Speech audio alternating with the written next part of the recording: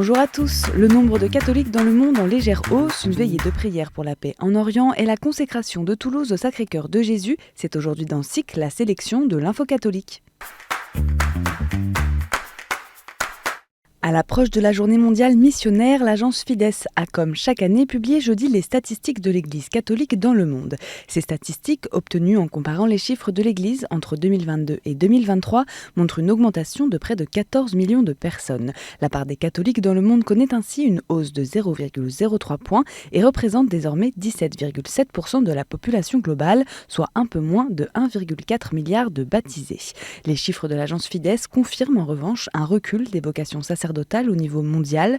Les statistiques détaillées par continent mettent en lumière une réalité ecclésiale contrastée entre l'Europe qui a perdu 2745 prêtres en un an et l'Afrique qui en a gagné 1676.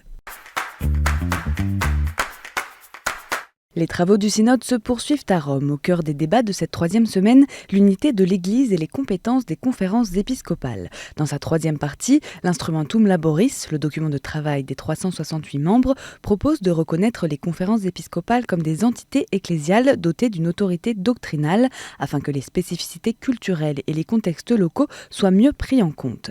Si certains ont défendu une plus grande autonomie des conférences épiscopales, d'autres y voient un risque de détérioration de l'unité de l'Église. Certains membres ont aussi évoqué leur remplacement par des structures plus synodales intégrant des laïcs, a rapporté Sheila Pires, secrétaire de la Commission pour l'information.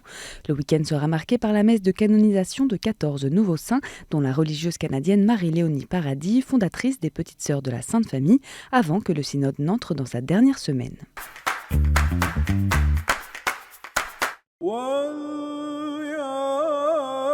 Mardi dernier, l'association L'Œuvre d'Orient a organisé une veillée de prière en faveur de la paix à l'église Notre-Dame-des-Champs à Paris.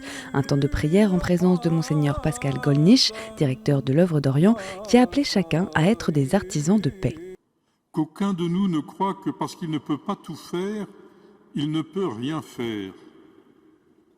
Je vous invite, avant de vous endormir, de regarder quel est le geste concret, l'acte concret que vous pouvez faire pour faire avancer la paix. À Saint-Germain-en-Laye, dans les Yvelines, la communauté maronite en France était invitée à se réunir pour prier et vénérer les reliques de Saint Charbel, installées à l'église Saint-Germain ce jeudi. La messe a été présidée par Monseigneur Maroun Amar, archevêque maronite de Sidon au Liban. Mercredi, Monseigneur Guy de Kérimel a consacré la ville et le diocèse de Toulouse au Sacré-Cœur de Jésus. Une décision motivée par les 350 ans des apparitions de Paray-le-Monial, mais aussi par la tenue d'un spectacle dans les rues de Toulouse intitulé « La porte des ténèbres » et reprenant des symboles ésotériques et satanistes. Dans une société où grandit la violence, l'exclusion, la solitude, dans une société qui a perdu le sens et se laisse fasciner par les ténèbres, des cœurs s'ouvrent pour témoigner de l'espérance, a souligné l'archevêque de Toulouse dans son homélie. Au nombreux fidèles présents sur les bancs de l'église du Sacré-Cœur, il a précisé que cette consécration est donc pour nous une invitation à la conversion pour donner à voir dans notre monde blessé quelque chose du monde nouveau. Suite au passage successif des tempêtes Kirk et Leslie ces derniers jours, de nombreux départements français ont été touchés par de violentes inondations. Le Sud-Est et l'Île-de-France ont été particulièrement victimes de ces crues. Dans ce contexte, l'évêque de Meaux, en Seine-et-Marne, a adressé un message aux habitants de son diocèse pour les assurer de sa proximité et de sa prière. Aux dégâts matériels s'ajoutent des souffrances psychologiques et morales bien compréhensibles, insiste Monseigneur Jean-Yves Namias, avant d'appeler chacun à être attentif aux besoins et à la détresse des victimes des inondations. Et en bref, le sanctuaire du Sacré-Cœur à Paray-le-Monial a célébré les 12, 13 et 16 octobre la fête de Sainte Marguerite Marie. À cette occasion, les reliques de la sainte ont été vénérées et portées en procession dans les jardins du monastère de la Visitation. Plusieurs messes ont été célébrées, dont une présidée par Monseigneur Benoît Rivière, évêque d'Autun. Les fidèles ont également eu droit à une pluie de pétales de roses en l'honneur de Sainte Fleur et Sainte Marguerite Marie.